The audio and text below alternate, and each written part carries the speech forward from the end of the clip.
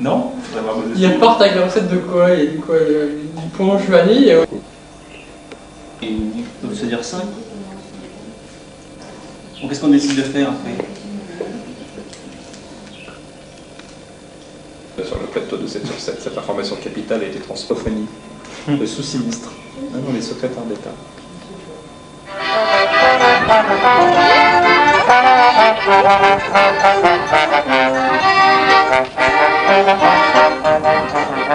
Fanfare, discours d'ouverture et coupé de ruban, Marmaille-Gemont c'est un festival comme pour de vrai, sauf qu'il s'adresse avant tout aux enfants. Et ça va jusqu'à l'âge de 14 ans. Alors pendant une semaine, il y a un spectacle tous les après-midi à 15h. On s'inscrit juste après le festival de contes pour enfants et on s'adresse plutôt aux mamans qui ne savent pas quoi faire de leurs enfants pendant les vacances. Très agréable. Qu'est-ce que t'en penses? T'as vu qu'on avait interrogé dans le quotidien? Non. Et ta photo? Non. Je me suis levé très tôt ce matin en me disant il y a ma photo dans le quotidien, donc je vais pouvoir rencontrer des gens qui vont me dire qu'ils m'ont dans le journal. Parachoua, tu sais, Aurélia. J'ai vu ça, Tam Cinémalé, là. Tu sais, il des actions effectivement réalisées et donc la première question que je vais poser, c'est avec éventuels. Deuxièmement, il y en a peut-être le calcul suivant sur la question de principe de savoir s'ils veulent que vous trouviez une solution. Je pense qu'on se met autour d'une table et on la trouve. Donc pour eux, il reste que Emmanuel Jeanbrun est un créateur qui a créé les pièces que...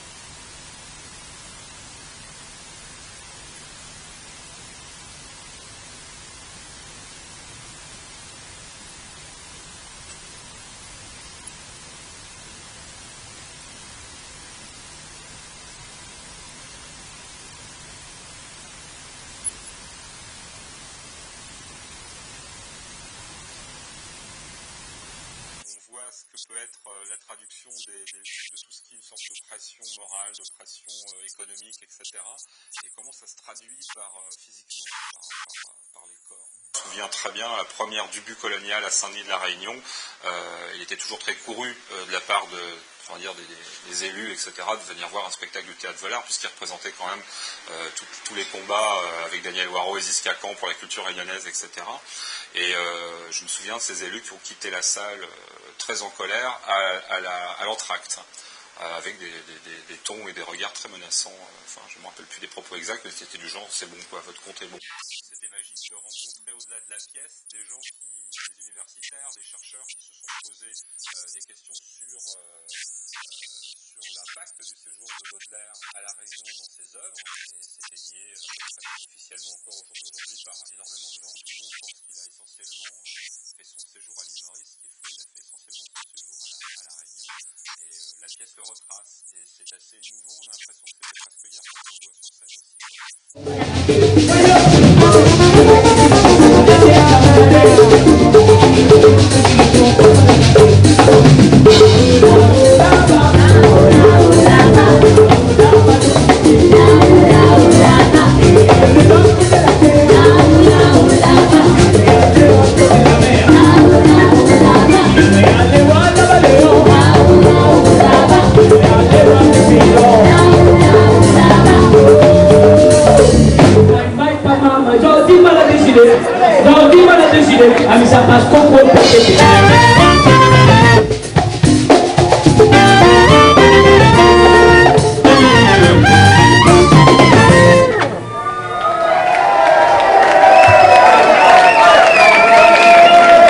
Arnaud déjà, et c'est ce qui est revenu la plupart du temps dans tous les témoignages, y compris dans les écrits justement de cette édition spéciale du Marouilla, c'est son rire tonitruant comme ça.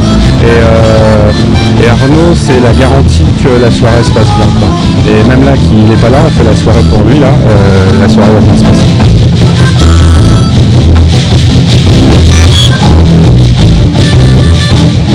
Et Arnaud, sinon, moi je suis spectateur de Volard depuis longtemps et évidemment il fait partie des acteurs que j'adore sur scène, qui sont vraiment super.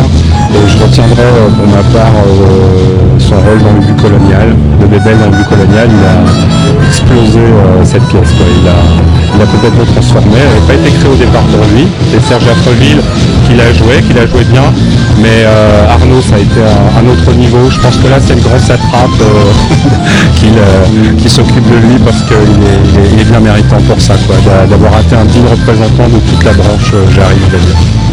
S'il y avait quelque chose à lui dire. Alors en bon anticlérical que je suis, là c'est trop tard. Je pense que je dirais merci. Merci d'avoir existé, merci d'avoir été ce qu'il a été, quoi. Voilà. Et puis je dis ça pour sa famille, pour ses amis. Voilà. On est heureux d'avoir vécu sa vie quand on a rencontré des gens comme ça. Ça a fait partie des choses qui nous portent, qui nous boostent, voilà. Donc maintenant on va pas faire non plus moi j'aimerais bien qu'il soit sanctifié, parce que j'ai appris le mot ce soir, dans la mesure où le fameux évêque de la Réunion va être très certainement papa mobilisable.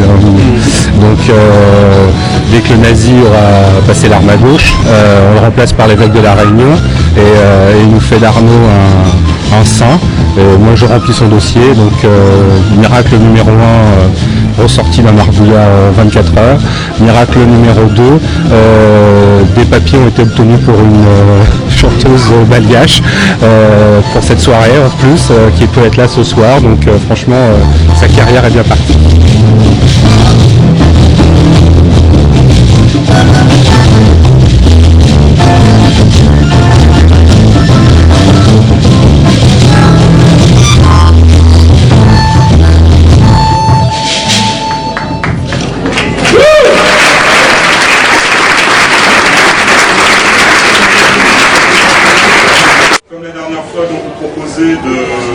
De découvrir des extraits de la revue Cagnard. Elle a toujours pour objectif, et c'est encore renouvelé dans ce numéro-ci, on va le découvrir au fur et à mesure, à faire émerger des nouveaux talents aussi en matière de récit, d'écriture de nouvelles. La revue Cagnard numéro 2 s'ouvre par une nouvelle qui s'intitule La Désolation. Cette nouvelle est l'œuvre d'un auteur qui s'appelle Olivier Apollodorus, Olivier. Olivier Apollodorus signe sous le pseudonyme d'Apollo des scénarios de BD. Un orage menace, et après l'orage éclate vraiment, et cet orage lui rappelle un autre orage qu'il a vécu pendant son enfance. J'ai entendu sa voiture démarrer à l'arrière de la maison. Je suis resté assis devant mon assiette vide, me sentant soudain minuscule au milieu de cette immensité qui m'entourait. Dehors, il n'y avait plus un bruit et je prenais la mesure de l'isolement volontaire dans lequel je venais de me plonger. Moi, qui ne me sentais bien qu'au milieu de la foule et du bruit depuis que j'avais quitté la ferme. J'étais à l'affût. Le moindre son me mettait en alerte, le vent était retombé et les arbres s'étaient tus. Je suis sorti et j'ai écouté. Les gouttes d'eau tombaient des pins et recouvraient le silence. On entendait des craquements ici et là. Nous accueillons André Pangrani qui vient nous présenter Cagnard. Alors on avait parlé du premier, André, et ben ça a bien marché, il y a eu un 2, et donc vous revoilà. Tout à fait, je suis content de revenir pour le deuxième numéro, parce que lorsqu'on avait décidé de lancer cette aventure, avant que je vous voie, il a fallu convaincre des auteurs d'écrire, et puis surtout des lecteurs potentiels de nous aider en fait à créer cette revue par une souscription. On a eu un accueil chaleureux suffisant pour lancer l'aventure, et comme je l'avais annoncé, on lance un semestriel, il fallait impérativement que je vienne avec le numéro 2. Donc voilà, ça s'est fait déjà, promesse tenue. Si on avait été au gouvernement, ils auraient pu dire on a tenu une promesse. Et, je ne peux pas tout promettre, mais en tout cas je m'occupe de la littérature. Et donc voilà, on a sorti, et je suis très heureux de le présenter à La Réunion, la revue Cagnard numéro 2. Déjà avec une couverture que j'estime époustouflante, qui est l'œuvre d'un Sud-Africain qui s'appelle Conrad Botes, qui est un illustrateur et un auteur de BD que j'avais connu il y a longtemps quand je m'occupais de la revue Le Cri du Marouillat en bande dessinée. Et j'ai pensé à lui pour le numéro 2 tout de suite, parce qu'il a un univers très très fort. Et on se doit aussi d'exister en tant que revue, parce qu'on n'est pas tout seul sur le marché, notamment à Paris. Je suis un éditeur réunionnais à Paris. Et c'est juste la question d'être effectivement au cœur quand même de l'activité littéraire de cette ville, et notamment au cœur d'un réseau très dense de librairies que le monde entier entier nous envie. Mais ceci dit, dans le monde entier, il y a aussi l'île de la Réunion.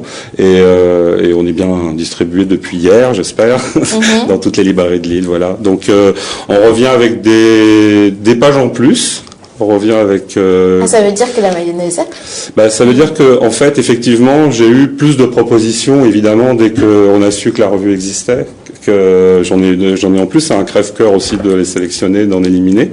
Et c'est non, mais il y aura un 3. Il y aura un 3, un 4 et un 5, parce que le projet pour l'année prochaine, c'est disons que l'année 2014 va être une année un peu charnière pour nous, parce qu'on va essayer de passer d'un tirage semestriel à un trimestriel. C'est pour l'avoir feuilleté, pour avoir écouté ce que les gens disaient. Il y a plus d'auteurs, il y a des histoires qui sont belles, parce que ce sont des histoires. Oui, c'est ça. Cagnard vous raconte des histoires. Et c'était ça l'objectif au départ, c'est de remettre la fiction au cœur de la création, y compris à La Réunion. Alors je n'arrive pas avec mes gros sabots en disant Cagnard c'est la littérature réunionnaise, mais je pense que Cagnard va prendre toute sa part à partir de maintenant et les années à venir dans une sorte de renouveau de cette création littéraire. Pourquoi? Parce que si on compare avec ne serait-ce que nos cousins mauriciens, ils ont beaucoup plus d'auteurs qui sont édités par des maisons d'édition nationales. Je parle même pas des Antilles ou d'Haïti qui sont un trésor d'excellents écrivains. Et je pense qu'à La Réunion, on a encore de très bons écrivains, ils sont pas si nombreux, et on en a eu de très bons aussi. Mais je trouve qu'en termes de présence littéraire, La Réunion a encore énormément de chantiers devant elle. Et nous, on arrive avec notre petite brouette, on s'appelle Cagnard, et on propose un support pour justement encourager cette création. Voilà un petit peu la démarche. Alors, qui est-ce qu'il y a comme auteur qui vous a rejoint sur ce numéro 2? Quelques-uns, en tout cas. Oui, en fait, il y en a beaucoup de nouveaux dès ce deuxième numéro. Ce qui est important, c'est que ceux qui étaient dans le premier reviennent aussi. Alors, d'où la difficulté pour composer une revue que tous les 6 mois, même si elle compte 216 pages quand même, il y a 14 histoires. Alors, j'aimerais citer...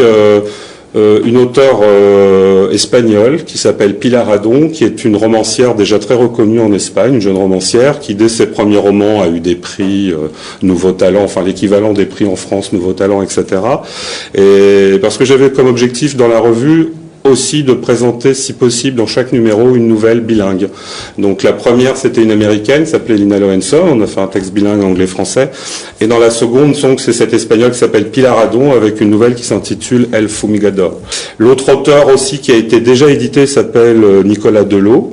Et Nicolas Delot, c'est un romancier qui a fait un roman qui s'appelle Les Rois d'ailleurs. C'est des rencontres au fur et à mesure, notamment avec le scénariste Apollo, qui ont fait qu'il nous a dit vous faites une revue littéraire, c'est très bien, je vous offre une nouvelle, quoi. Bienvenue. Donc ça s'appelle encore un dernier verre de liqueur. Voilà. Après, on retrouve des signatures qui sont plus réunionaises. Par exemple, Cécile Antoine, Jean-Christophe Daléry, Emmanuel Jeanvrin, Antoine Mariot, Pierre-Louis Rivière, Mathieu Périssé. Il y a plein d'autres auteurs, donc il faut aller voir. Et surtout, il y a quelque chose qui s'y passe. Il y a quelque chose qui se passe, en tout cas, jeudi, vendredi, samedi, dimanche, ou mercredi, peut-être, je ne sais pas encore. Mais il y a un événement, et surtout, on va pouvoir vous rencontrer. Cagnard est dans la rue tous les jours. Donc on va commencer demain à partir de 18h au Café Édouard pour faire des séances de lecture avec les comédiens du Théâtre Valar, que les gens de Télécréole connaissent bien, puisque vous diffusez... C'est ce soir d'ailleurs. Oui, le Pervenche ce soir, je vais pas rater. Et donc demain au Café Édouard, on fait des lectures d'extraits, on présente les auteurs, en présence d'auteurs, notamment l'illustrateur et 4 auteurs de la revue qui, soit parce qu'ils vivent à La Réunion, soit parce qu'ils ont pu y venir. Et ensuite on va faire le festival Cyclone BD.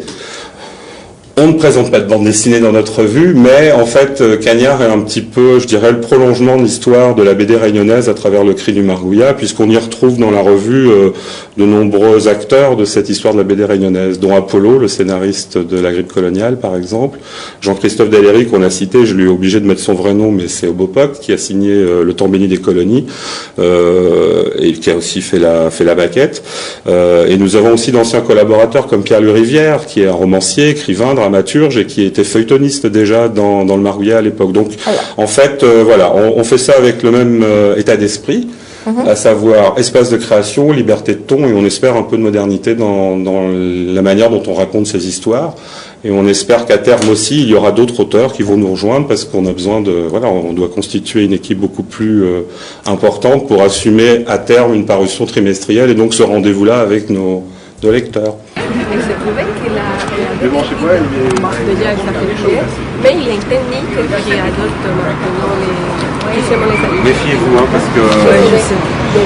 honnêtement, hein, 3 verres de punch, c'est pilule du lendemain pour les J'ai essayé une fois et moi ça marchait ça.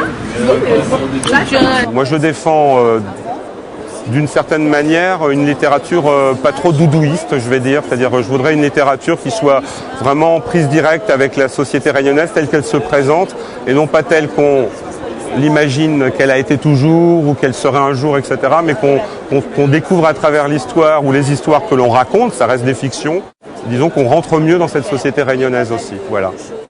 Donc la revue présente donc sur ces vingtaines d'auteurs, des vieux briscards de l'écriture, que ce soit en théâtre, en cinéma. Nous avons des gens comme Pierre-Louis Rivière et Emmanuel Jeanvrin. Nous avons aussi des plus jeunes comme Mathieu Périssé, Cécile Antoire, dont nous publions les tout premiers écrits. Les sujets sont très vastes et très variés. Pourquoi ? Parce que je souhaite que dans la revue Cagnard, il y ait une grande diversité des styles, des univers et des origines des auteurs. Donc les sujets peuvent être de l'aventure, peuvent être des voyages plus intérieurs, on va dire. Et nous avons également des auteurs qui écrivent en langue étrangère dans la revue.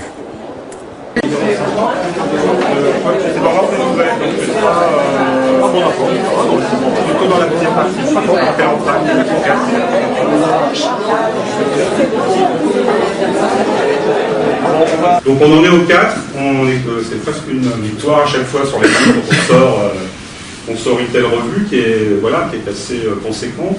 La maquette est signée par un ancien auteur de BD, enfin pas un ancien auteur de BD, non, voilà, et il est encore auteur, qui s'appelle Homopoc et qui avait édité justement dans la maison d'édition du Marouillat qui s'appelle Centre du Monde, un album qui s'appelait le Tambelli d'économie. À la dernière minute, et après avoir d'abord accepté avec empressement de me rendre à l'émission, terrassé par le trac et la fatigue instantanée d'avoir à parler de moi, de m'évertuer à convaincre un maître de cérémonie incrédule que je n'étais pas obligatoirement le jeu de mon livre, je préférais toutefois ne pas me déplacer.